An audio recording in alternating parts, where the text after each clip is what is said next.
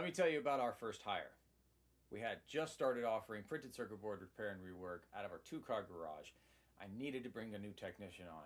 I went out, posted my job, generic job description, brought somebody on, said all the right things, set them down, showed them what I needed done. First day, destroys $3,000 worth of equipment. I was a little upset. So many great companies struggle with hiring. The reason is there's no system. The Merchant Marines has a well-defined structure for bringing on new personnel. And true, there are some key differences, so I'm not going to discount the differences here. For them in the maritime world, there's a pool of people that have the certifications that are needed, right? The credentials to be able to function in the positions that they're being hired for on the ship. But once they get to the ship already knows exactly what position they're fitting into. There's no ambiguity. You're getting signed on as a chief officer. You're getting signed on as a able-bodied seaman. You're getting signed on as third assistant engineer. The role itself is very well defined. That's the key takeaway. Most people are hiring out of panic because they feel like they need a warm body, and nobody knows what they're being hired into. The job descriptions are vague. It's a lot of this, hey, we'll figure this all out. I don't know exactly what this is going to look like, but we're just going to figure this all out. I'm going to make it so that everything is very subjective. And when that happens, the people that are coming into that position are having a hard time understanding success. And they don't understand exactly what they're even there for. How do they fit into the bigger picture? So what the Merchant Marine discipline would be here of hiring is understand exactly the role that you are hiring into. Bring on somebody after you've decided exactly what this person is going to do. You know exactly how they fit into your structure. You know exactly the skills that they're going to bring to the table and what they should be able to accomplish and in how they fit into your big picture. So when you're hiring, there are 4 aspects to hiring that are super important and in the private sector. All right, let's talk private sector now. Values fit. Everybody talks about company culture and all that, maybe rah stuff, but I'm telling you, it's real. Culture matters. Values matter because you will not get along with somebody that somebody will not be a good fit for your company if you are not a values aligned. If you do not have aligned value structure, that's going to be different. And I'm not here to debate whether or not values are good or bad per person. What I'm saying is you need to find somebody that fits your values, your company's values. And that's what's going to be super important. You can always train for competency, but you can't train for values. Values are something that come in day one. Don't try to change somebody's person. Change the way they operate because you are giving them more skills as they show up. The second one is going to be personality. Every job has a bent towards somebody's personality. I'll give you an example. This is I'm borrowing this from the DISC type, DISC, and you can look into what that is on your own time. But essentially, somebody that is a high functioning C likes things to be done exactly the right way. These tend to be more engineer type mindsets, right? These are people that are they're very structured, they're very organized, they're very disciplined in their approach. They give you the repeatable process again and again and again. They like their box. They like to know exactly what they're supposed to do, but give them something creative and they start to struggle, right? Because their mind doesn't work like that. Their personality type doesn't bend towards a creative, it bends towards compliance. And then vice versa. Somebody that is a high I on the scale is going to be somebody that is very imaginative. They're very creative. They're very relational, right? So these people love relationships. They love to get to know people. They love to have fun, right? These are people that are probably really good at sales roles because they naturally are able to connect with people very quickly. You give a C that same personality or give a C that same position, they're going to struggle because relationship building is not where they're strongest. And then, so you're seeing how different types of personalities tend to gravitate towards different positions inside of your organization. And it is your job as the owner to try and set up people for success once they arrive. And I think a personality test is something that can help you get more data to make sure you're getting the right person in the right seat. So we've talked about values, talked about personality, Ben. And then third on the list is competency.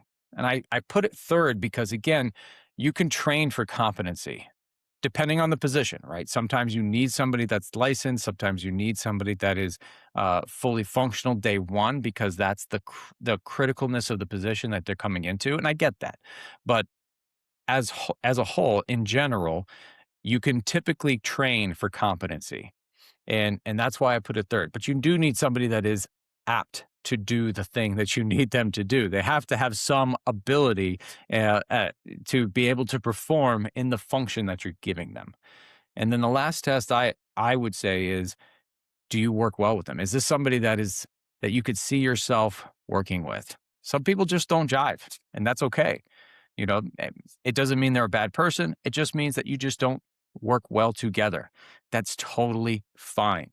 I think being honest about that gives people a little bit more freedom to say, okay, bringing this person on, they may be a good fit on paper, but I just don't work well with somebody like this. Or they didn't give me the right impression that I would work well with them because of XYZ. And I think that's totally fine that's in the hiring process.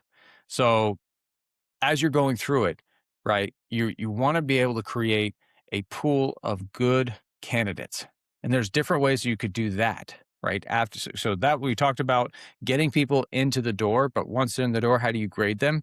But then now let's talk a little bit about how to get the right people into the door to begin with. There's different hiring agencies that you can look at depending on the type of job. Higher level C-suites. You can hire headhunter firms to help you with that assistance to find people that have success track records already doing the thing that you're trying to achieve.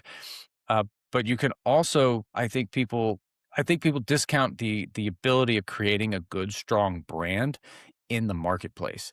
Because when you have a strong brand, you're able to attract better talent because people want to work with people that have a strong presence because they get to associate themselves with your company, right? Think of it when, strongest brands of hiring, right? If somebody says, I used to work at Apple, or I used to work at Google, or I used to work at Amazon, like these are some big names. You drop those names, it's like, oh, okay. So you must be at least somewhat good, right? I mean, you got it. You already have association with a company that is known for excellence. So companies that spend time investing in their personal brand and in their corporate brand, I think are going to do much better in the future with attracting the right talent. Just food for thought. So look at your hiring process. If you're struggling with hiring, then the the big part about it. So once you get them into the door, now you've gone your sifting process or your sorting process.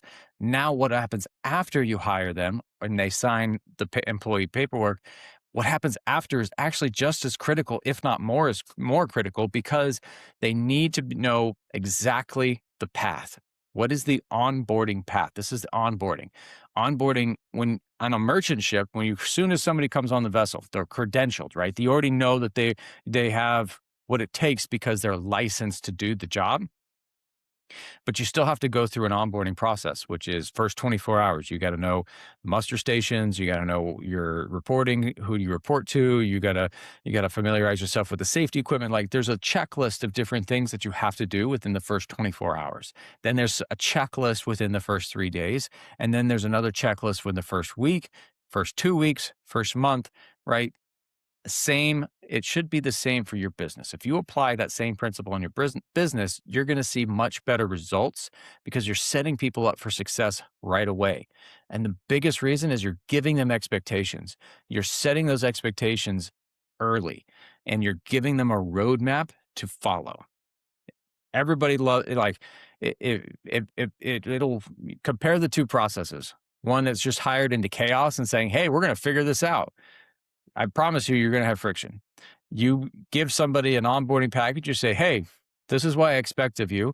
This is what you're going to need to do 24 hours, first day, first week, first month, first 2 months. We're going to sit down. We're going to evaluate what your processes are or where you sit in on the onboarding process, what you've been doing well, what you need is what you're struggling with, and then see if maybe you're a good fit. That's a much different operation. That's a much different process than just, hey, you just go figure it out. Shadow me for a day and then you're off to the races. Totally different. You're going to have way better success when you have a process and you have expectations set with new hires from day one so they know exactly what they're going to be doing and whether or not you're going to be able to see if they're a good fit for your company. Cuz here's something that I tell people, right? Is the first 2 weeks, honeymoon. You equate it to the honeymoon phase.